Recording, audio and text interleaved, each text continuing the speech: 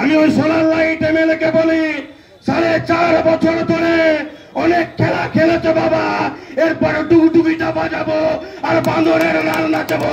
সময়ের অপেক্ষা তুমি করো। কাল বিকাল থেকে অনেক ঘুরেছো, আজকে কাউকে রাখতে পারোনি। আজকে আরো অনেকে জয়েন করতো,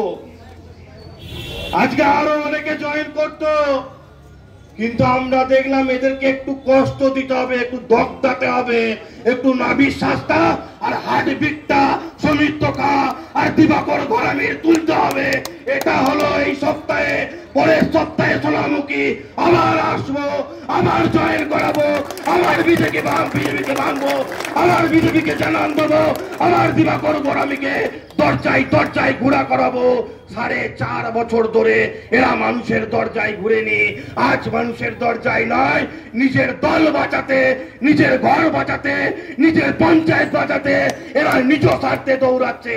আর মানুষগুলো কিন্তু দৌড়ে দৌড়ে আমাদের পাড়া আমাদের সমাধানে যাচ্ছে, এলাকার কাজের খতিয়ান তুলে ধরছে, তা লিপিবদ্ধ করছে।